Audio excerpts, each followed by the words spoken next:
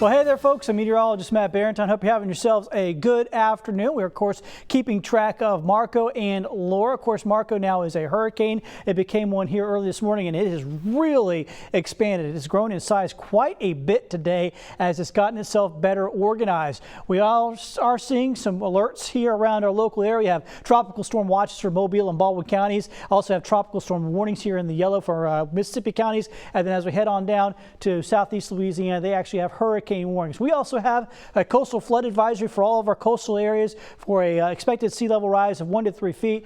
That's thankfully not too bad, but some of our vulnerable areas like the west end of Dauphin Island, the causeway to Dauphin Island, and of course the causeway here near the Bayway, those areas will likely see some overtopping of water as we deal with Marco, especially tomorrow morning when we have high tides.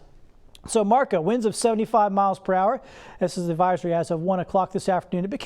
They actually sent a hurricane hunter down there at about 11:30 and found hurricane force winds and put out a special advisory for that. So it's been a hurricane ever since. It's found, like I said, a little pocket, a little opportunity here to build and grow. But as it moves farther to the north, it is going to find some stronger wind shear that should limit it from much in the way of further strengthening. So that's the good news.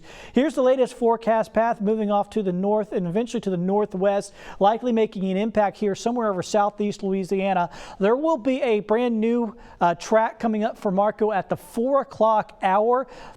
Chief Meteorologist Jason Smith will be on then. He'll bring you that new path for you. I don't think it'll change a whole lot, but even a change of just a few miles will have an impact on us, because the closer obviously it is, the bigger the impacts will be for us. As of now, it looks like we'll have upper end tropical storm type impacts, especially along the beaches, areas like Dauphin Island and the Fort Morgan Peninsula. Should see some gusty winds and a lot of rain. We'll all see a good bit of rain out of this. Here's Laura, winds of 50 miles an hour, moving fast in the west-northwest at 21 miles per hour. It's going to work its way across Cuba, then get out over the Gulf waters late Monday night. And then, folks, the brakes are off on this one once it gets out in the Gulf. Here's the setup in the upper levels of the atmosphere on Tuesday when Laura is making the big crossing here in the Gulf of Mexico. Everything essentially is perfect in the upper levels for this thing.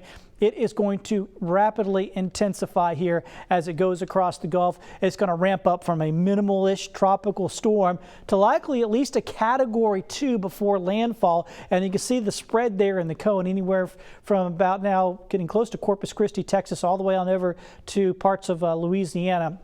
Of course, none of that is set in stone at this point. That turn is not determined yet. And if it's more on the eastern side of all this, we'll still get some impacts from Laura. If it stays more to the west, it'll be more for the folks over in Texas and Louisiana. We won't see as much from Laura. So still some uncertainties there, but one thing we do know, that will be growing very fast. It will be a strong storm. Back home, radar, we are seeing some wraparound of some of these outer bands of Marco. We saw some this morning. We had a little bit of a quiet period around lunchtime, and now things are starting to fire back up, and we'll see more of these here as we go through the day and on into the evening. So be prepared for that. It's going to be wet tonight. It's going to be really wet tomorrow with a lot of rain bands moving on through. So be prepared for your Monday to be quite a washout. Tuesday likely to be fairly wet. Wednesday as well, as we're dealing with some of the remnants of Laura too. So we'll talk more about this all through the day here on Fox 10 News. We're going to continue to have updates here at the top and bottom of each hour.